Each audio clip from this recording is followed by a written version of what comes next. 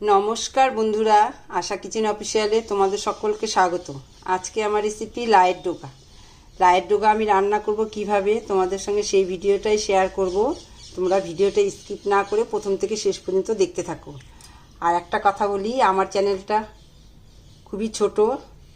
Please তোমরা যদি এই মুহূর্তে কেউ এই রান্নাটা দেখতে থাকো, যে সাবস্ক্রাইব করোনি, তাহলে আমার চ্যানেলটা একটু সাবস্ক্রাইব করে দাও। আর পাশে থাকা নোটিফিকেশন বেলটি প্রেস করে দাও নতুন নতুন ভিডিও দেখার জন্য। তো চলো আজকের ভিডিওটা শুরু করি।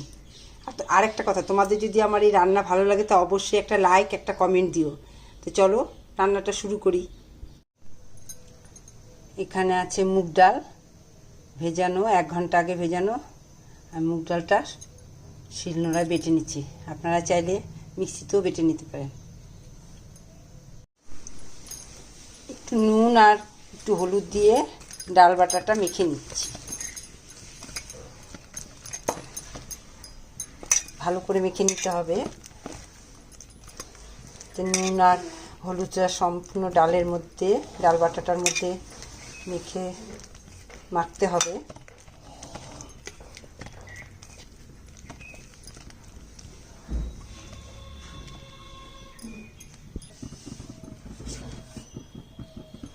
সরষের তেল দিচ্ছি, কড়াই গরম হয়ে গেছে। এখন আমি ছোট ছোট করে বড়াগুলো দিব।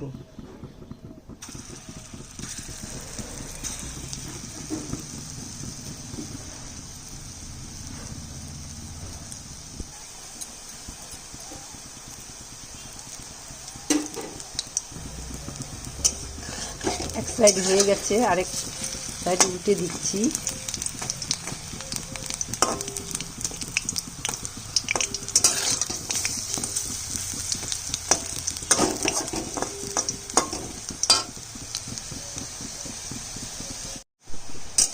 বড়িগুলো ভাজা হয়ে গেছে।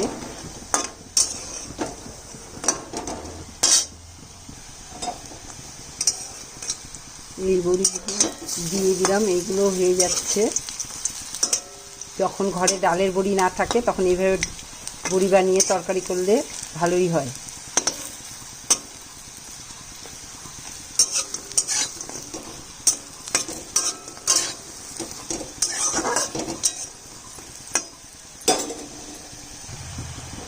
এই বড়িগুলো ভাজা হয়ে গেছে, তুলে নিচ্ছি। এখানে আলু আর বেগুন কাটা আছে লম্বা লম্বা করে, আর এখানে আছে লাইয়ের ডোকা শাক কাটা। এই শাকের মধ্যে আলু আর বেগুন ছাড়া অন্য কিছু দিলে ভালো লাগে না। কালো জিরা একটু আর শুকনো লঙ্কা ফোড়ন দিলাম।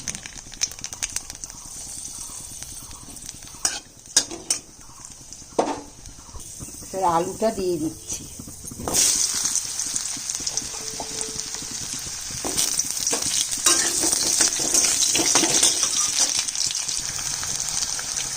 আলুটা একটু লাল করে ভাজবো। আলুটা ভাজা হয়ে গেছে, এর মধ্যে বেগুনটা দিয়ে দিচ্ছি।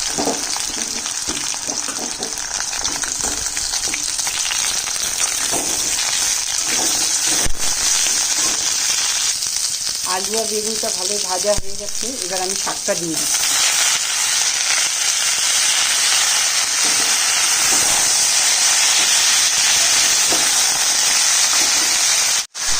স্বাদ মতো নুনটা দিয়ে দেবো।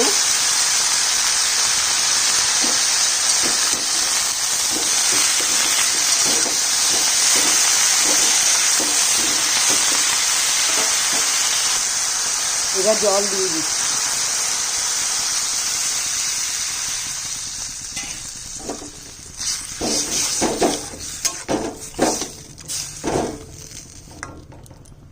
জলটা দিয়ে ঢেকে দেব।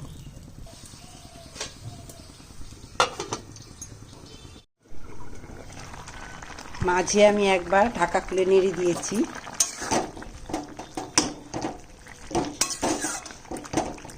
কাঁচা লঙ্কা চেরাটা দিয়ে দিচ্ছি। এখানে 5-6টা কাঁচা লঙ্কা আছে। আবার ঢেকে দিব।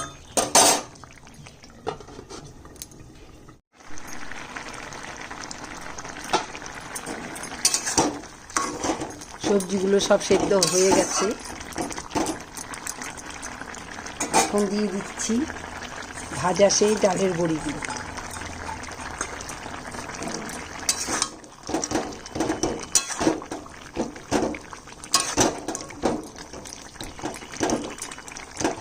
যখন ডালের বড়ি বাড়িতে না থাকে তখন এইভাবে মুগের ডাল দিয়ে বড়ি বা যে কোনো ডাল দিয়ে বড়ি বানিয়ে তরকারি করা যায়। এটা একটু আলাদা অন্যরকম স্বাদ হয়। হলুদ ছাড়া তরকারি খেতে হয় না, তাই সামান্য হলুদের গুঁড়ো দিলাম।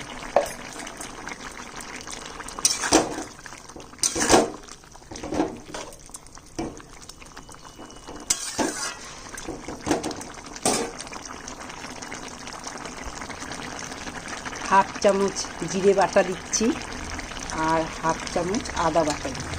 হাফ চামচের কম আদা বাটাটা দিয়ে দিচ্ছি। যেহেতু এটা শুদ্ধ নিরামিষ, এর মধ্যে কোনো রসুন পেঁয়াজের নেই, তার জন্য এর মধ্যে একটু জিরে বাটা আর একটু আদা বাটা দিলাম। রসুন ফোড়ন দিয়েও ভালো হয়, কিন্তু আমি শুধু নিরামিষই করলাম।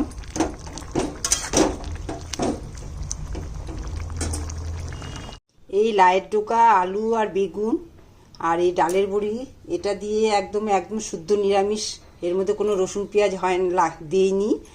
আর এটা খুবই টেস্টি খেতে, আর এটা পেটের পক্ষেও ভালো, যেহেতু কোনো মশলা বা কোনো তেল ঝাল কম এটাতে, সবাই খেতে পারে। এটা দিয়ে গরম গরম ভাত খেলে বেশ ভালোই লাগে। তোমরা একবার এটা ট্রাই করে দেখতে পারো। লাইয়ের ডোকা, আলু বেগুন আর হচ্ছে ডালের বড়ি ছিল না বলে আমি মুগ ডালের ভিজিয়ে তার বড়ি করে তারপর আমি তরকারিটা করলাম। তো তোমাদের যদি ভালো লাগে তা অবশ্যই একটা লাইক দিও, তা আর যদি পছন্দ হয় তাহলে একটা সাবস্ক্রাইব করে দিও, পাশে থাকা নোটিফিকেশন বেলটি প্রেস করে দিও। আর যারা আমার চ্যানেলে অলরেডি সাবস্ক্রাইব করে দিয়েছো, আমার রান্না দেখো, তাদেরকে আমার অসংখ্য ধন্যবাদ। আর তাহলে আজকের মতো ভিডিও এখানেই শেষ। আবার একটা নতুন রেসিপি নিয়ে আসবো। টাটা।